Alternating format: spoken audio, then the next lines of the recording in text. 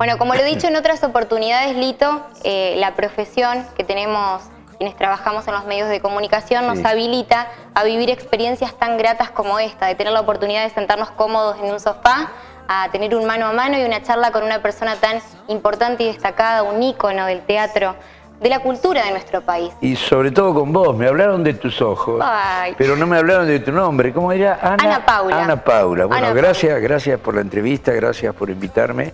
Creo que el teatro es inherente a la raza humana, ¿no? Es donde yo supongo que en la época, pero en los primeros tiempos de la humanidad, alguien cazó un tigre, llegó a la tribu, separó las ramas y actuó como si fuera el tigre, la sigilosidad, para que aprendan a cazar un tigre. Entonces ahí la representación de la realidad le enseñaba a la gente eso que tiene que ver para los chicos, sobre todo en esa época, para cazar un tigre. Y a medida que fue, creo yo, evolucionando la humanidad, el teatro fue mostrando no solamente las conductas de cazar un tigre, sino el proceso de los pensamientos, el proceso de la emoción humana.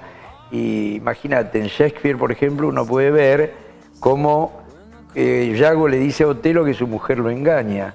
Y uno ve que en la cabeza de Otelo, poco a poco, lo que le dice Yago es más importante que la realidad. Y él la mata y se mata por chismes, por algo que le... Entonces uno empieza a comprender que a veces el cerebro maneja nuestras conductas y no la realidad. ¿Vos estás de novia, pareja? Sí. Sí. Bueno, llega un poquito tarde, lo llamaste y no está, y cuando viene ya imaginaste cantidades de cosas que tenés que frenar, porque si no, eso que estás pensando es más fuerte que lo que él hizo, que realmente estuvo trabajando o tuvo una entrevista, pero la cabeza realmente funciona de esa manera. Y ahí vemos cómo funcionan los mecanismos humanos, como los celos, el amor, la ambición, ¿no? La codicia, la ambición de poder, la corrupción. Y creo que el teatro está permanentemente mostrando las realidades humanas, desde el punto de vista de la realidad individual de cada uno de nosotros, desde el punto de vista social, desde el punto de vista político, desde el punto de vista racial también, esto de las razas, mirá lo que está pasando ahora, ¿no? Pero el teatro pone de pie algo que al espectador, además de entretenerlo, que es fundamental, le permite llevarse a su casa un mínimo de reflexión sobre un acontecimiento que cuenta el teatro, ¿no? El teatro es un evento en donde la raza humana se piensa a sí misma viéndose reflejada en el escenario, ¿no? Entonces yo me pienso a mí mismo porque a veces no puedo ver mis propios mecanismos y los veo en el otro y digo, claro, yo soy igual.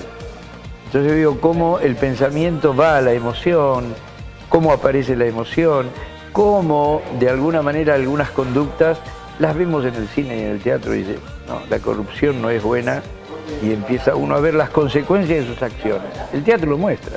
Bien, qué maravilla esto tan global, este concepto en que en definitiva muestra que el teatro está inmerso en todo.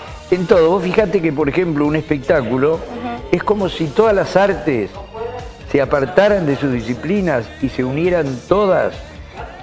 El ballet, la música, la danza, la actuación, la literatura, todo lo que tiene que ver, digamos, con el comportamiento. Todas las artes se juntan y se ponen al servicio de contar una historia.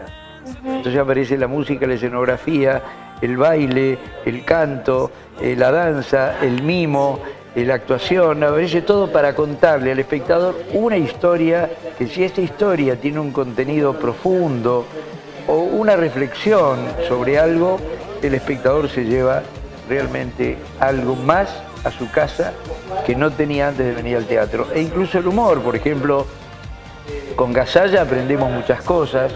¿Viste? ¿Te acordás de ese programa? ¿Cómo era el de las dos que atendían, las dos empleadas públicas? Sí, me lo acuerdo, las dos administrativas. Y vos decís, claro, es como son, como son, ¿no? Es cierto.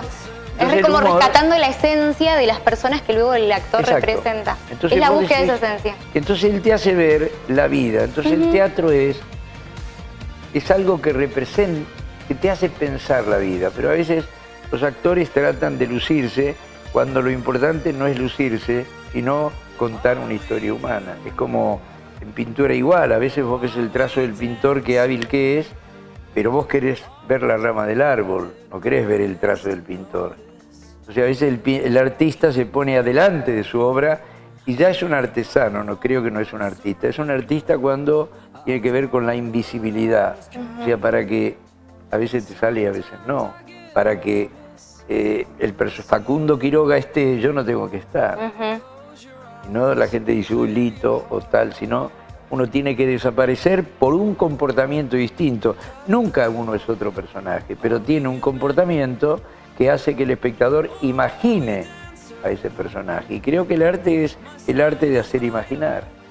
¿Cuándo comenzaste a comprenderlo de este modo, Lito? ¿Cuándo empezaste a vivirlo de ese modo el teatro? Y creo que desde chico yo vivía en Berisso, imagínate, había 74 colectividades, 74. Mi padre tenía un bar en el puerto donde bajaban los marineros, alemanes, italianos, españoles, rusos. Y el bar estaba en el puerto. Y en la noche las colectividades tenían un lugarcito en su lugar en donde cantaban, bailaban y actuaban la propia historia de sus orígenes para que los chicos vean la guerra, el por qué tuvieron que venir, el hambre que vivieron y para que recuerden a aquellos que se quedaron. Entonces ahí me di cuenta, porque ahí conocí Checoslovaquia, conocí Rusia, conocí Arabia, a través del teatro que ponían de pie su historia. Y estaba de pie, y uno decía, qué extraordinario. Entonces uno conocía ropas, música y sobre todo comportamientos humanos, y además tenían una especie de agradecimiento de cómo América los recibía con tanta generosidad.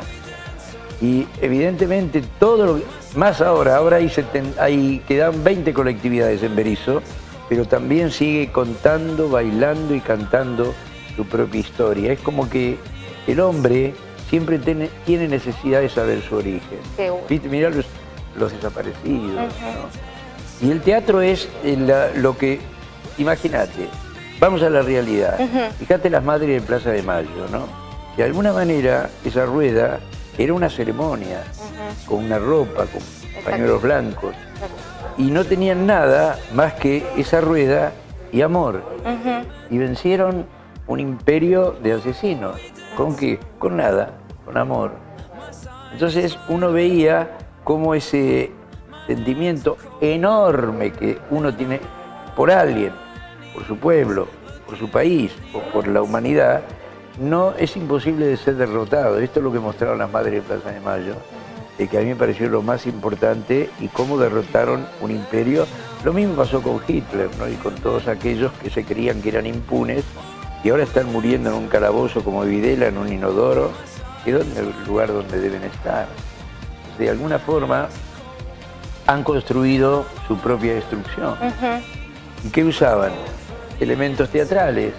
Actuaban que estaba todo bien, actuaban que estaba todo fenómeno, y de pronto debajo, en los subterráneos, en los campos de concentración, era el horror.